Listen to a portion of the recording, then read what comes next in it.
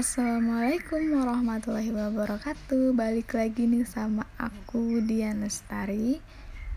Oke, pada video sebelumnya aku udah ngejelasin tentang bagaimana cara masukin data ke FU10. Nah, sebelum lanjut nih ke video selanjutnya ini, jangan lupa di like, komen, dan subscribe. Oke guys, kita langsung aja.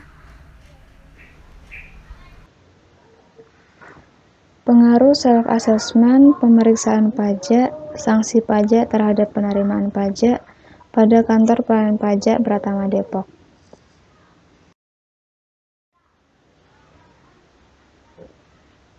Latar belakang, kantor pelayanan pajak Pratama Depok merupakan kantor pelayanan pajak yang menangani perpajakan di Kota Depok. Adapun perpajakan yang sudah terdaftar pada kantor KPP Pratama Depok terhitung bulan Januari 2017 sampai dengan bulan Mei 2017, yaitu berjumlah 10.212. Sejauh ini pelaksanaan sistem self-assessment masih dipertahankan sesuai dengan yang tertera di dalam Peraturan Perundang-undangan mengenai Ketentuan Umum dan Tata Cara Perpajakan Nomor 28 Tahun 2007. Rumusan masalah yang pertama, apakah self-assessment system berpengaruh terhadap penerimaan pajak? Yang kedua, apakah pemeriksaan pajak berpengaruh terhadap penerimaan pajak? Yang ketiga, apakah sanksi pajak berpengaruh terhadap penerimaan pajak? Lalu selanjutnya yaitu tujuan penelitian. Yang pertama, untuk mengetahui pengaruh self-assessment system terhadap penerimaan pajak. Yang kedua, untuk mengetahui pengaruh pemeriksaan pajak terhadap penerimaan pajak.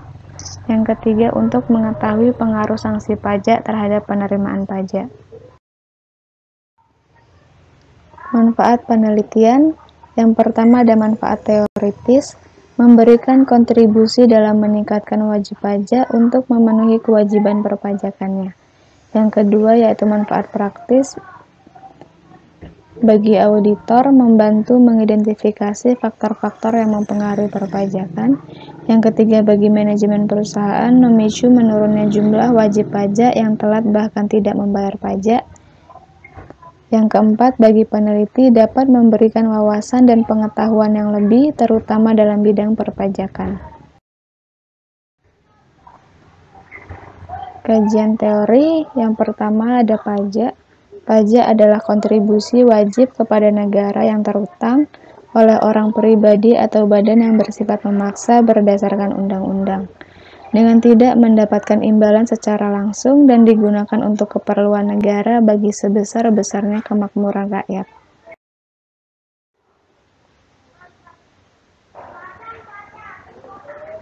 Yang kedua ada penerimaan pajak. Penerimaan pajak adalah penghasilan yang diperoleh oleh pemerintah yang bersumber dari pajak rakyat. Yang ketiga ada self-assessment system. Self-assessment system merupakan metode yang memberikan tanggung jawab yang besar kepada wajib pajak karena semua proses dalam pemenuhan kewajiban perpajakan dilakukan sendiri oleh wajib pajak.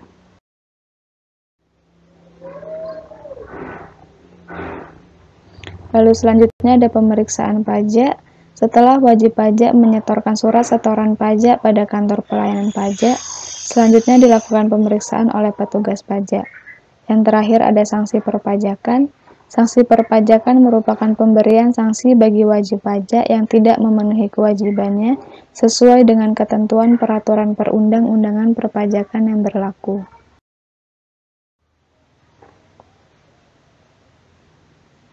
Metode penelitian yaitu jenis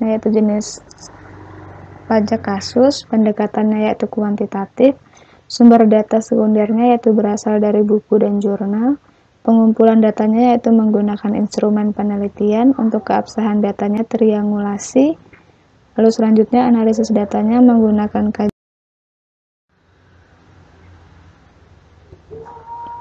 Penelitian, sampel, teknik pengambilan sampel. Pengambilan sampel asiden di mana menurut Usman, teknik accidental sampling dilakukan apabila pemilihan anggota sampelnya dilakukan terhadap orang atau badan yang kebetulan dan atau dijumpai. Selanjutnya ada teknik analisis data. Pendekatan yang digunakan dalam penelitian ini adalah pendekatan kuantitatif, yaitu menganalisis pengukuran fenomena ekonomi yang merupakan gabungan antara teori ekonomi atau informasi laporan keuangan, model matematika serta statistika yang diklarifikasikan dalam kategori tertentu dengan menggunakan tabel-tabel, tentu guna mempermudah dalam menganalisis dengan menggunakan program SPSS versi IBM 21. Selanjutnya yaitu analisis pembahasan. Yang pertama ada analisis regresi berganda. Untuk mengetahui model atau bentuk hubungan pengaruh antara variabel dan untuk mengetahui positif atau negatifnya pengaruh variabel bebas X1, X2, dan X3 terhadap variabel terkait Y. Digunakan analisis regresi linear berganda dengan menggunakan rumus Y sama dengan A tambah B1 X1 tambah B2 X2 tambah B3 X3 tambah E. Ini adalah hasil dari analisis regresi berganda. Yang pertama, Y mengalami kenaikan 5%, di mana nilai Y sebesar 18,612%. Yang kedua, kenaikan self-assessment system sebesar 5%, penerimaan pajak naik sebesar 0,539%. Yang ketiga, variabel X2 menurunkan nilai variabel Y sebesar minus 0,242%, dan yang terakhir, setiap kenaikan sanksi pajak 5%, maka penerimaan pajak akan naik sebesar 0,539%. Pengajuan hipotesis atau simultan F-test.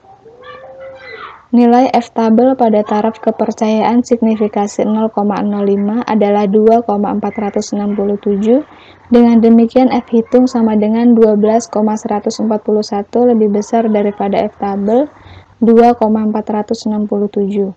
Dengan demikian, maka model regresi dapat dikatakan bahwa self-assessment system, pemeriksaan pajak, sanksi perpajakan, secara bersama-sama memiliki pengaruh yang signifikan terhadap penerimaan pajak perorangan pada kantor pajak Pratama Kota Depok.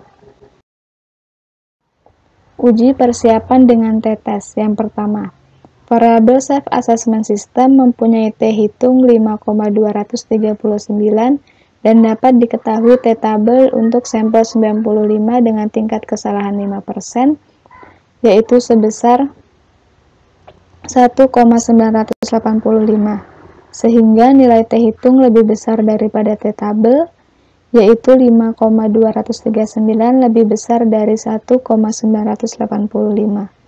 Berdasarkan nilai tersebut, maka dapat disimpulkan bahwa HA diterima dan HO ditolak.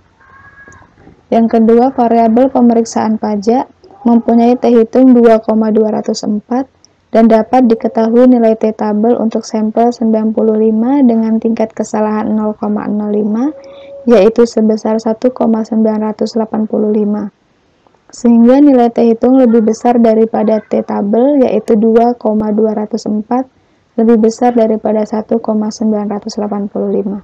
Berdasarkan nilai tersebut, maka dapat disimpulkan bahwa HA diterima dan HO ditolak.